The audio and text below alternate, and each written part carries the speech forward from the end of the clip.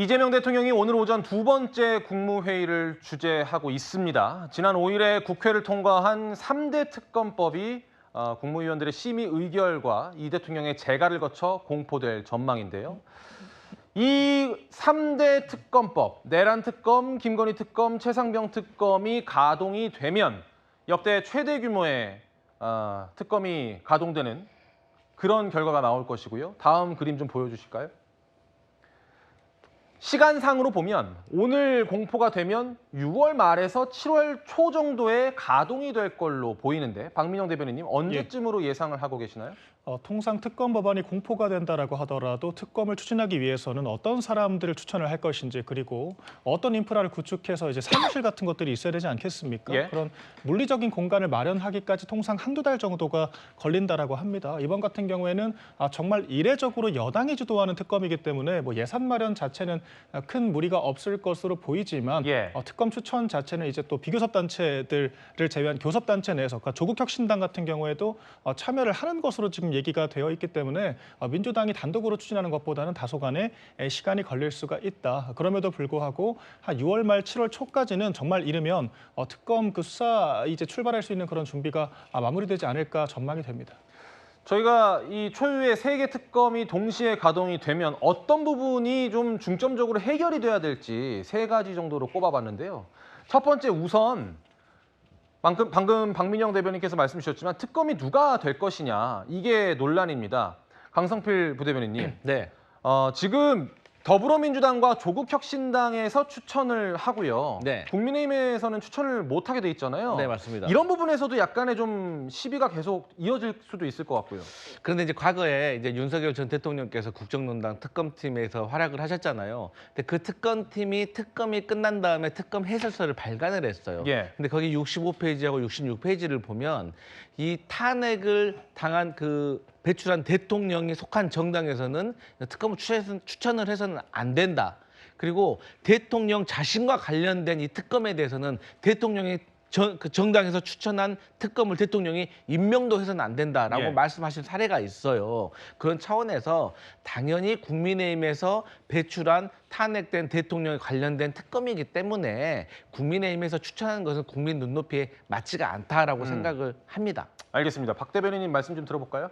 사실 그럼에도 불구하고 이게 특검이 사실 여당이 특검을 한다는 것 자체가 굉장히 이례적이고 좀 상식에 반하는 일이라고 저는 생각을 하거든요. 특검의 취지 자체가 행정부에 소속되어 있는 수사기관이 행정부를 수사할 때 공정한 수사가 이루어지기 어렵기 때문에 야당에 정말 예외적으로 이게 특검에 대한 권한, 견제 권한이 주어지는 건데 지금은 검찰, 경찰, 인사권을 비롯한 모든 관할을 틀어쥐고 있는 행정부를 심지어 지금 집권한 민주당이 주도를 하고 있기 때문에 그 예. 자체로 굉장히 이 견제와 균형의 원리에 어긋난다라고 볼 수 있겠거든요. 예. 그런데 한 발 더 나가서 지금 특검 추천 자체를 국민의힘은 아예 할 수 없다라고 하는 것은 명백한 독소 조항에 해당되기 때문에 예. 공정한 수사라고 보기가 어려울 것 같습니다. 알겠습니다. 양측의 의견 들었고요. 구장부장님. 네. 또 하나는요. 두 번째, 수사 범위가 좀 너무 넓다. 이거 선택과 집중이 필요한 부분 아니냐라는 이야기도 나오거든요. 네. 보통 특별검사와 관련된 특별법을 만들 때 수사 범위를 이렇게 지정을 하도록 되어 있습니다. 그런데 이번에는 특검 자체가 3개나 되는 데다가 각각의 특검 법안이 수사를 할 수 있는 수사 범위를 굉장히 자세하게 나열을 해놨습니다. 예. 그러다 보니까 그 제한된 시간 내에 그렇게 많은 이 수사를 실효성 있게 할 수 있겠느냐 이런 의문이 지금 제기가 되고 있는 겁니다. 물론 그것은 이 특검을 맡게 되는 이 수사팀의 이 수사 능력에 달린 문제이긴 하겠습니다만 보통 이 특검을 외과 수술에 비유하지 않습니까? 예. 가장 환부를 정확히 도려내는 수사를 해야 되는데 이번 특검은 너무나 다양한 이 범죄 혐의를 나열을 하고 있어서 과연 효과적인 이 특검 수사가 이루어질 수 있겠는가? 그리고 특검도 3개나 되기 때문에 특검끼리의 어떤 수사 경쟁이라도 만약 붙게 된다라면 이 지나친 이 수사 만능 오히려 이런 이 부작용이 나타날 수도 있는 거 아니냐 이런 우려가 지금 나오고 있는 상황입니다. 알겠습니다. 여러분 다 기억하시겠습니다만 이 특검 법안들은 지난 정부 때 윤석열 전 정권 때 본회의를 통과했다가 거부권으로 다시 돌아오고 이런 것들을 반복했던 진통 끝에 통과된 법안들이죠. 그래서 세 번째, 성과가 중요할 겁니다. 박성민 전 비서관님. 그런데 이미 경찰, 검찰, 공수처에서 수사가 상당 부분 진전이 돼 있는 부분이 있고 특검이 얼마나 더 성과를 낼 수 있느냐 이것도 고민일 것 같아요. 네, 근데 아무래도 이제 새롭게 밝혀지고 있는 의혹들은 계속 있는 것 같습니다. 뭐 예를 들면 이제 최근에 수사 과정에서 나왔던 것처럼 이 국무위원들이 그동안 이 계엄 당시에 일에 대해서 얘기했던 게 CCTV를 대조해본 결과 그들이 이야기했던 것과 좀 다르다라는 정황이 밝혀져서 뭐 예. 한덕수 전 총리를 비롯해서 일부 국무위원들을 다시 불러서 조사하고 수사하는 일이 있었거든요.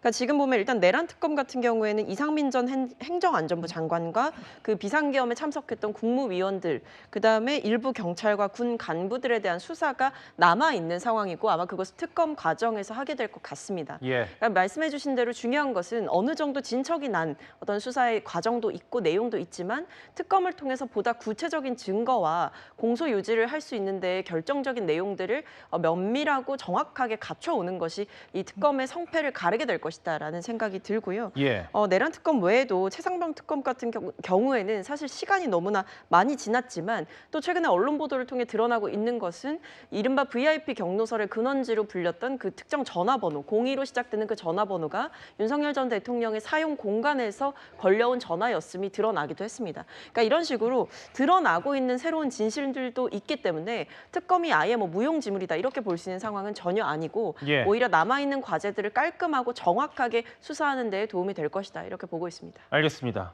아마도 예상컨대 저희 방송이 끝날 무렵에 이 공포 여부가 공식 발표가 되지 않을까 싶습니다. 국무회의가 그때쯤 끝날 것 같습니다.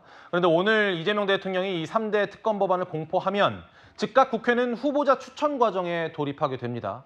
무엇보다 누가 특검에 임명될지가 관건일 것 같은데 오늘 민주당 박찬대 원내대표는 최대한 빨리 후보자를 추천하라며 신속한 특검 추진을 강조했습니다.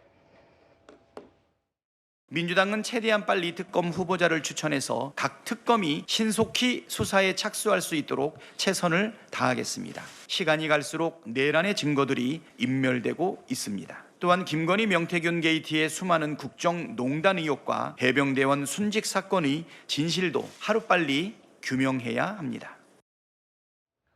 절차를 설명드리면 이렇습니다. 국무회의에서 공포가 되면요, 2일 내에 국회의장이 대통령에게 특검 임명 요청을 하게 되고요. 그 다음에 2, 3일 내에 대통령이 국회에 후보자 추천 의뢰를 하게 됩니다. 그리고 나서는 민주당과 조국혁신당이 각 한 명씩 후보자를 추천하고 대통령이 후보자 한 명을 임명하게 됩니다.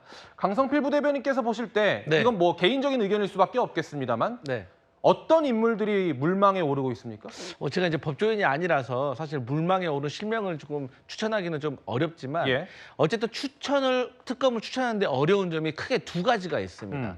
첫 번째는 이 특검을 하게 되면 이 공소 유지를 해야 되기 때문에 쉽게 말해서 몇 년 동안 이 특검에 묶여 있을 수가 있어요. 예. 그러면 실질적으로 이 특검을 할 정도의 변호사 법조인이면 쉽게 말해서 잘 나가는 분일 거 아니에요. 아하. 그러면 돈을 그만큼 벌지 못할 거 아니에요. 예. 그렇기 때문에 여기에 대해서 특검에 지원하려고 하시는 분이 있느냐라는 걱정이 있었는데 저는 대한민국 법조인 중에 정의감이 있는 분들이 분명히 있을 거라고 생각하기 때문에 이건 걱정할 것이 아니다. 그럼 두 번째 의뢰되는 게 이 정당 이력이 없어야 되는 것이거든요. 예. 그런데 이것도 걱정할 필요가 없습니다. 왜?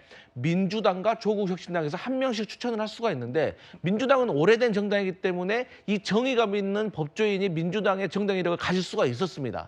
하지만 비교적 조국혁신당은 신생 정당이기 때문에 조국혁신당의 정당 이력을 가진 법률가들은 비교적 적기 때문에 예. 저는 이쪽 창구를 활용하면 될 것 같다. 그래서 저는 또 이미 민주당에서 이 특검과 관련해서 이거 처음 발의한 게 아니잖아요. 예. 그래서 나름대로의 후보 추천까지는 준비가 되어 있을 것으로 기대해서 빨리 시작을 해야 되고 특검이 지금 비대하다고 지금 우려들이 많잖아요. 예. 100 몇 명이고 3개나 된다고.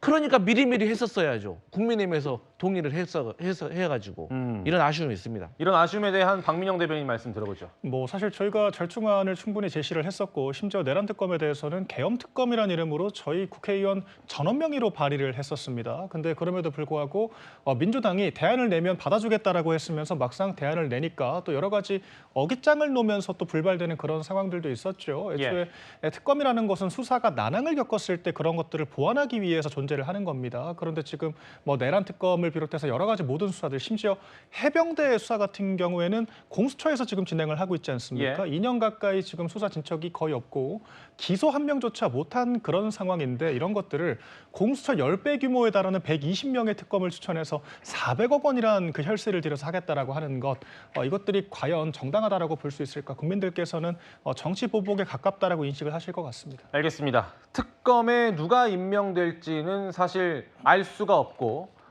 추측하기도 어려운 상황인데요.